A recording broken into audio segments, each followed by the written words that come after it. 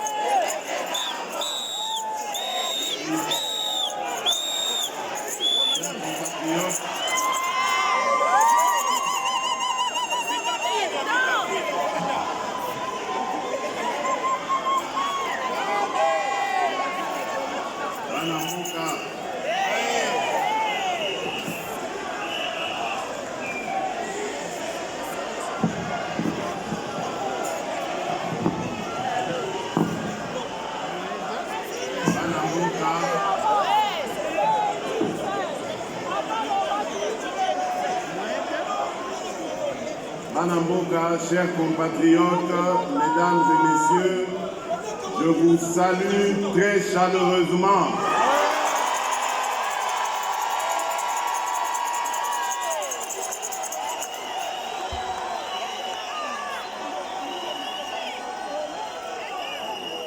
En même temps, je vous transmets les salutations de nos compatriotes restés au pays.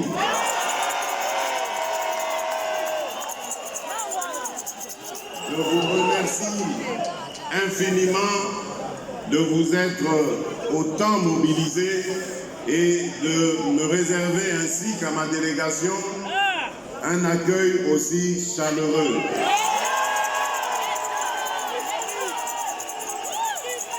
Par cette mobilisation, vous envoyez un message clair à ceux qui pensent que le pouvoir que j'incarne aujourd'hui n'est pas celui du peuple.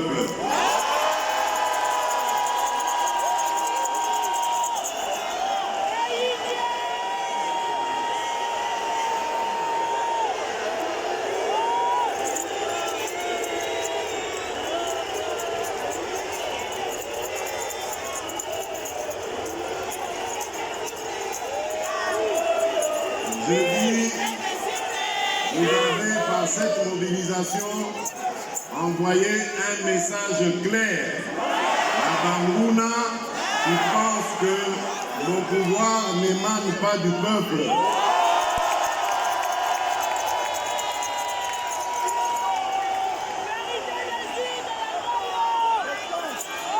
Ainsi, après Bruxelles, il y a quelques semaines, voici maintenant Paris.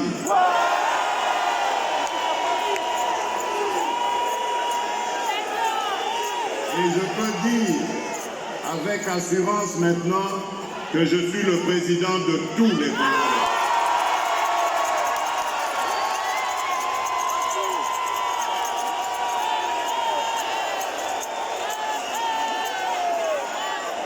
Merci beaucoup, chers compatriotes. compatriotes,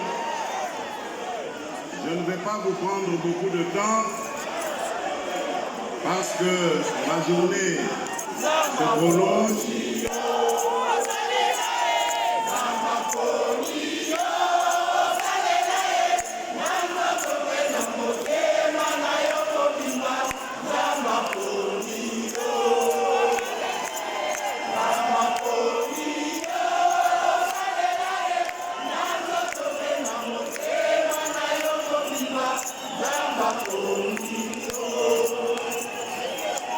Merci beaucoup.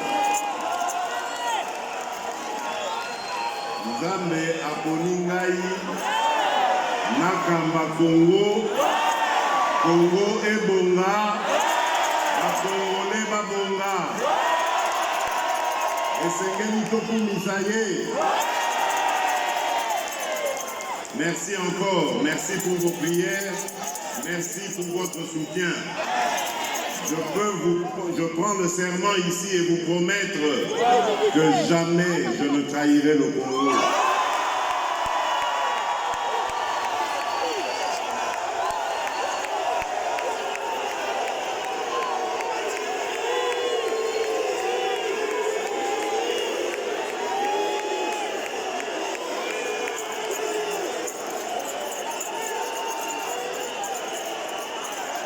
Chers compatriotes, je suis obligé d'aller un petit peu vite parce que j'ai un programme assez chargé. Pour votre information, je suis l'invité du président français avec certains autres homologues africains pour représenter l'Afrique au Forum de la paix qui aura lieu demain. Et le président français m'a fait l'honneur de parler au nom de tous les Africains.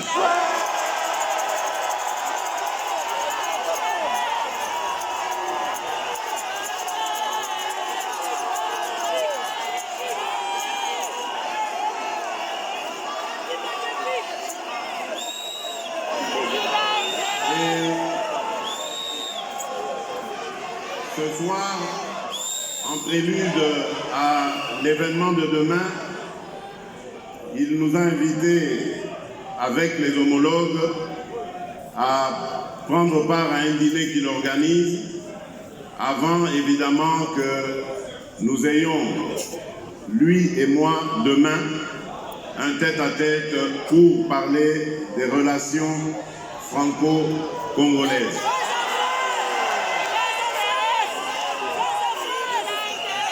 Et donc,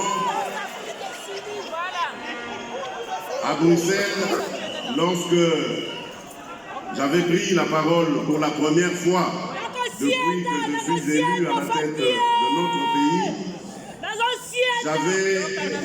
j'avais invité nos compatriotes à entendre ce qu'est le programme tel que nous allons l'élaborer. Nous allons l'exécuter durant ce mandat que vous nous avez confié. Mais aujourd'hui, je ne vais pas refaire le même exercice. Je vais simplement vous dire ce qui a déjà été fait, ce qui est en train d'être fait. Parce que... Pardon?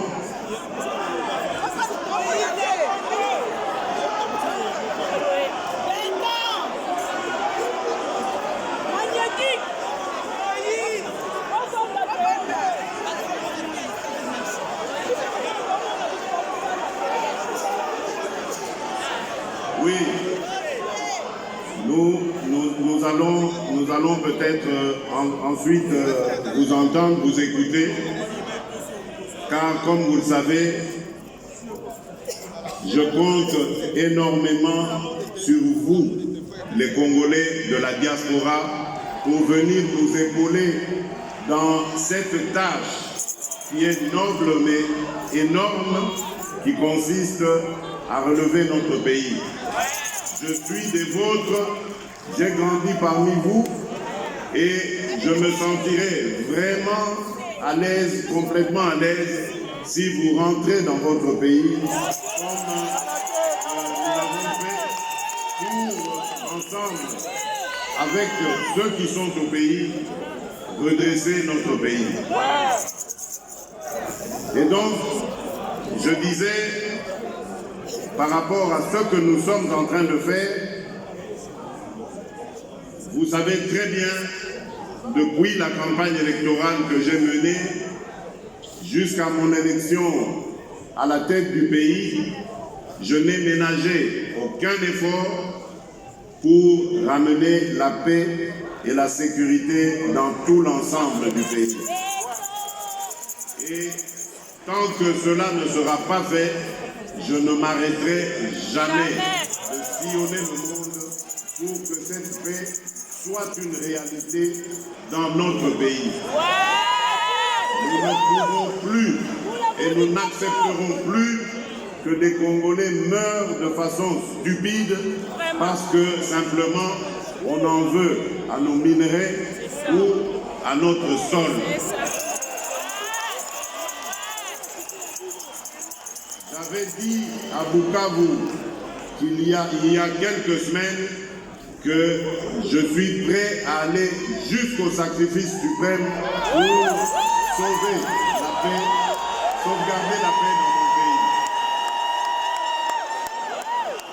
Et donc, que ça ne fasse pas peur, que ça ne fasse pas peur à ceux de nos compatriotes qui me soutiennent, qui ne pensent pas que je suis suicidaire. Si je veux instaurer la paix dans mon pays, c'est pour la vivre et en jouir. Mais j'estime qu'il est injuste qu'une partie du Congo soit libre et en paix, alors qu'une autre partie du pays vit des conditions totalement inhumaines. Pour cela, nous donnerons tout ce que nous pouvons pour y arriver. Et puisque je vous parlais de ce qui est en train d'être fait, eh bien, je vous dis qu'en ce moment, notre vaillante armée a entamé une offensive, une très grande offensive, pour reconquérir tous les territoires qui sont occupés par les ennemis de la République démocratique du Congo. Et pour consolider cette paix, permettez-moi aussi de tordre le cou à ceux qui spéculent sur la coalition FCC-CACH. Je dois vous dire ici, les yeux dans les yeux, qu'à aucun moment nous n'avons trahi ni notre engagement, ni notre pays en faisant cette coalition. Sentez-vous fiers, parce que nous n'avons pas triché. Nous avons simplement appliqué la loi de notre pays. À partir du moment où j'avais été élu avec un regroupement politique qui, lui, n'arrivait pas à constituer la majorité au Parlement, il fallait donc créer cette majorité. Et faute de pouvoir aller vers les amis avec lesquels nous avions cheminé un bout de temps dans l'opposition, parce que, victime d'une haute trahison à Genève,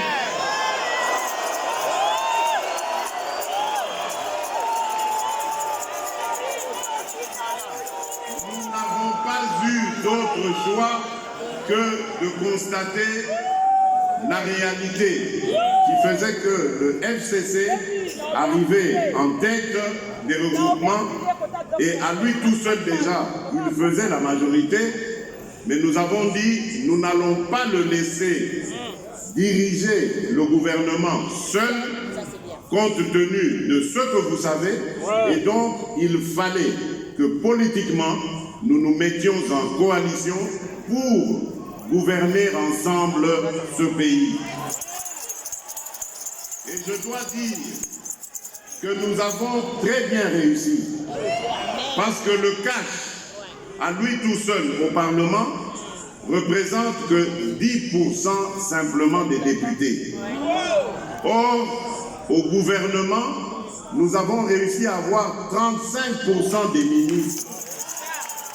Et la politique qui est menée de main de maître par le Premier ministre Sylvestre Ilunga Ilunkamba est celle que j'ai inspirée. Donc, ça signifie que ce qui va se passer se passera selon le programme du président de la République et selon la volonté du peuple congolais. Il n'y a donc pas à avoir honte à cela. Pour ceux qui veulent que justice soit faite, oui, justice doit être faite, mais pas n'importe comment. Moi qui vous parle, j'ai 1001 raisons de me venger sur tout ce que j'ai vécu dans ma vie. Et je ne veux pas, si je commence à le faire, commencer simplement avec nos amis du FCC. Dans ce cas, je dois reculer jusqu'aux années du régime du maréchal. Mais maintenant, je me pose la question de savoir si je me lance dans une telle entreprise, est-ce que je pourrais servir encore le Congo et les Congolais? Est-ce que j'aurai encore le temps de prêcher l'amour et l'unité? Je ne crois pas. Voilà pourquoi j'ai dit, je vais renforcer les pouvoirs de la justice. Je vais renforcer l'état de droit pour que la justice elle-même puisse s'occuper de ses concitoyens, du présent comme du passé de notre pays. J'avais dit à Bruxelles qu'on ne fasse pas de moi un dictateur. Je ne suis pas venu pour régler des comptes personnels. Je suis une institution. Je suis le président de tous les Congolais, bons et mauvais. Et donc, il faut laisser aux institutions le soin de régler les problèmes du Congo. Nous voulons, et je pense que nous instaurons un jour un tribunal pénal pour les crimes commis au Congo. Et ce tribunal sera institué au Congo. Pas à La Haye, pas ailleurs, mais au Congo.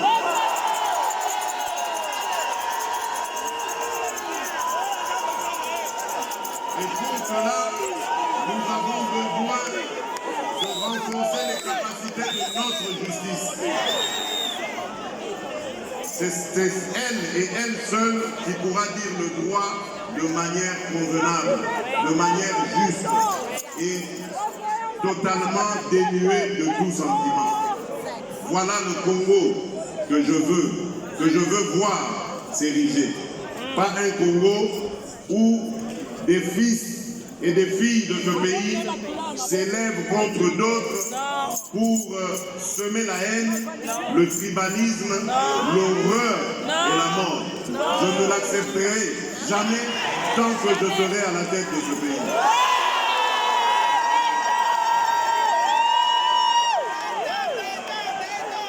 Toujours dans ce que nous sommes en train de faire, il y a le côté infrastructure.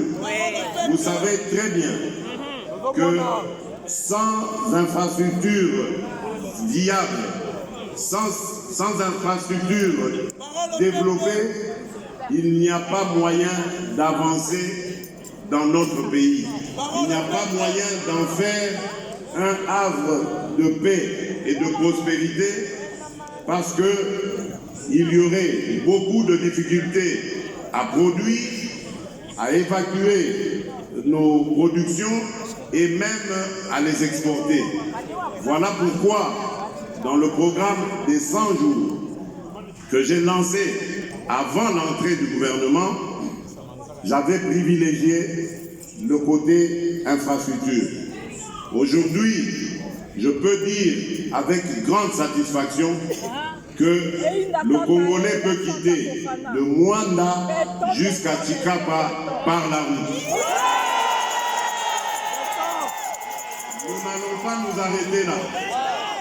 Nous allons continuer avec cet axe qui va aller jusqu'à Kananga, de Kananga à Mbuji-Mayi, de Mbuji-Mayi à Mweneditu, de Mweneditu à Lubumbashi, de Lubumbashi à Katumbalesa et de Katumbalesa en Afrique du Sud. Donc ça veut dire que nous allons réussir aujourd'hui à passer de l'Afrique de l'Est, de l'Ouest à l'Afrique de l'Ouest et même en allant vers le Sud. Voilà comment nous allons réussir à désengorger notre pays et à favoriser l'intégration régionale dont le Congo a tant besoin. D'un autre côté, nous allons très bientôt signer le contrat pour la construction du port en eau profonde de Banana. Les discussions sont très avancées, les partenaires sont là et nous allons avancer avec eux. Toujours dans le cadre de l'intégration régionale, nous allons aussi très bientôt jeter les bases ou les textes, les accords de la construction du pont route-rail entre Brazzaville et Kinshasa. Le rail qui va passer dessus va pouvoir aller jusqu'au port d'Ilebo. Et donc, avec le rail qui fait Matadi-Kinshasa, nous pourrons continuer évidemment sur Banana et relier donc Banana jusqu'au centre de la République démocratique du Congo. Du côté nord, nous allons développer, et les travaux ont commencé du côté kényan, le fameux corridor nord qui va passer par notre pays en montant vers l'Afrique de l'Ouest et du Nord. Tout cela, c'est pour désengorger le Congo, mais également de faciliter la libre circulation des biens qui vont, sans aucun doute, booster notre économie, nous permettre davantage de créer de la richesse et d'améliorer les conditions de vie de nos compatriotes.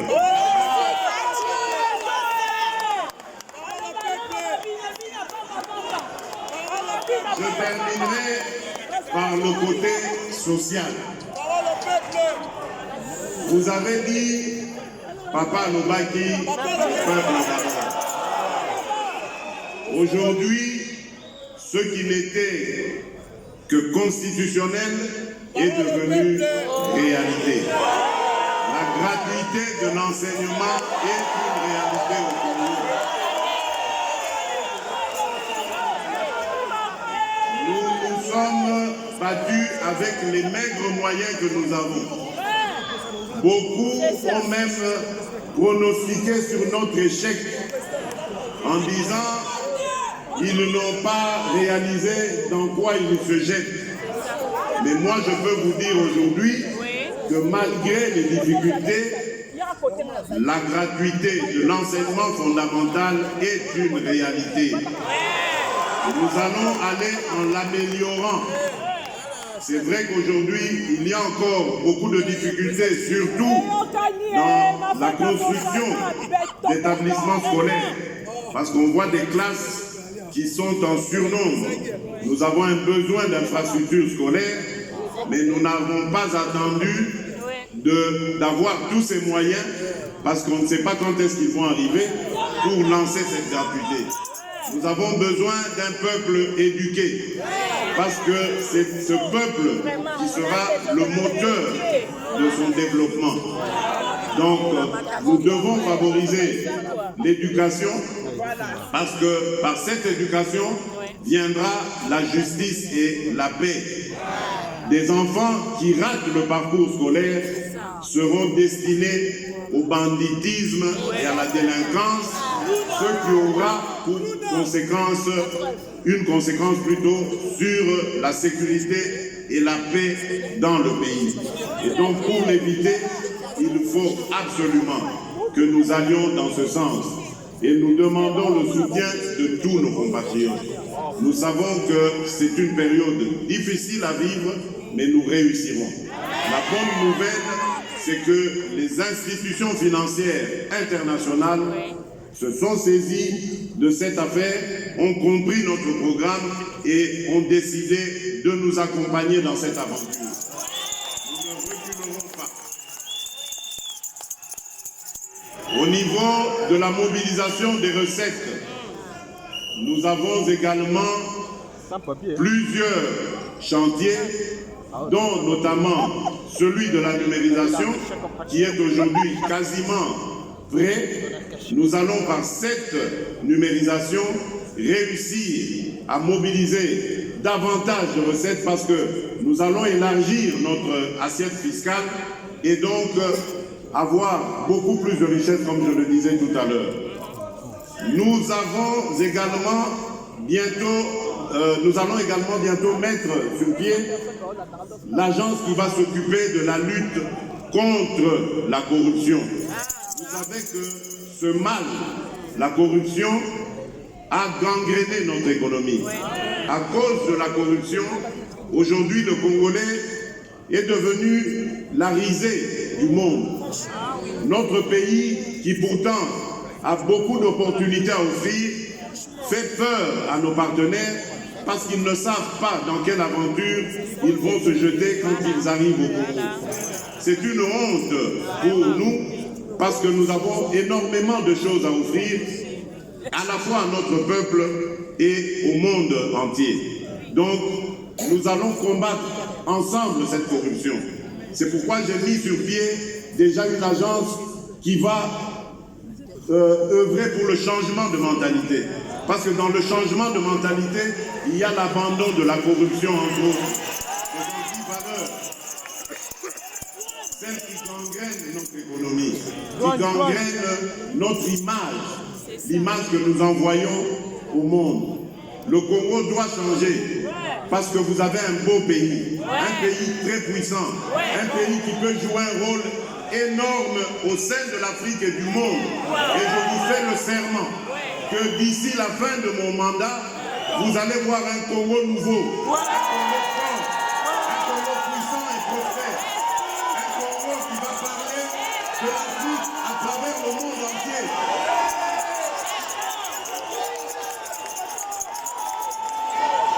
Oui, ce Congo-là est possible et je vous promets de vous le donner.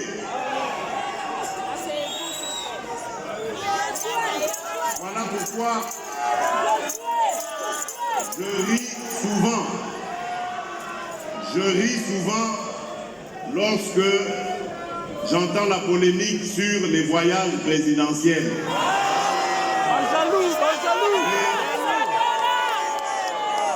Chers compatriotes, si vous saviez combien de fois j'ai eu envie de rester chez moi à la maison, à côté de ma femme et de mes enfants, les voyages ne sont pas du tout une villégiature. Les voyages ne sont pas du tout une partie de plaisir. Les voyages sont vraiment des épreuves. Parce que partout où je vais, tout le monde veut avoir les nouvelles du Congo. Tout le monde veut avoir des informations sur le Congo. Et je fais un travail ensemble avec mes collaborateurs de chercher des investisseurs, de les rassurer, de tout faire pour les intéresser à venir chez nous, investir leurs capitaux et créer des emplois. Mais ce n'est pas du tout une villégiature, ce n'est pas du tout des vacances. Et ceux qui polémiquent, à ceux-là, je leur dis, on a déjà ramené plus d'1,5 milliard grâce à ces voyages. Des voyages qui n'ont même pas coûté 50 millions de dollars. Mais on a déjà ramené plus d'1,5 milliard pour le Congo. Et nous allons continuer. Nous n'allons pas écouter ces mauvaises langues qui avaient déjà promis, rappelez-vous, qu'ils vont tout faire pour que les investisseurs ne viennent pas au Congo.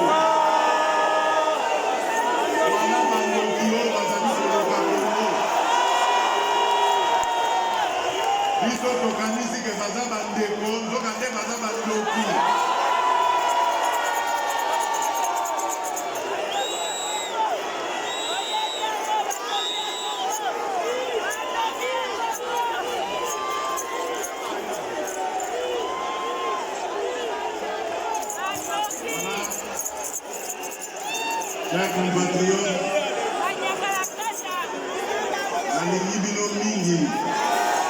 je vous aime beaucoup. Je vous remercie infiniment. Jamais je n'oublierai cet accueil. Mais je dois m'arrêter là parce qu'il est temps pour moi de repartir en mission. En mission pour vous. Pour vous, pour le pays, parce que je veux que les Congolais regagnent tous leur pays, sans distinction de tribu, sans distinction de religion, sans distinction d'appartenance politique.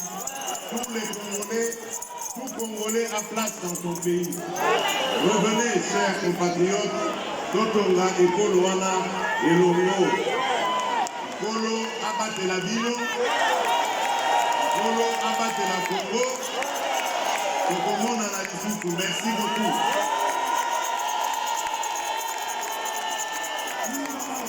National.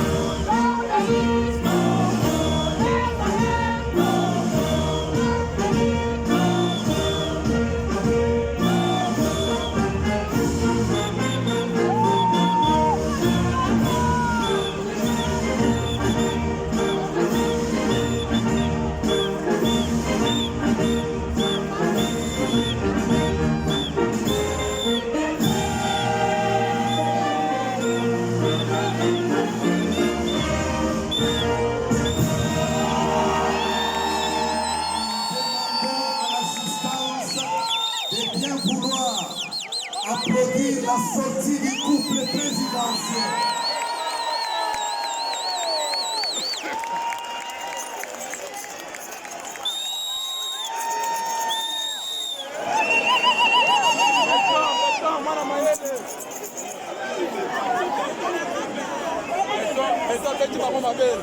Ah ouais.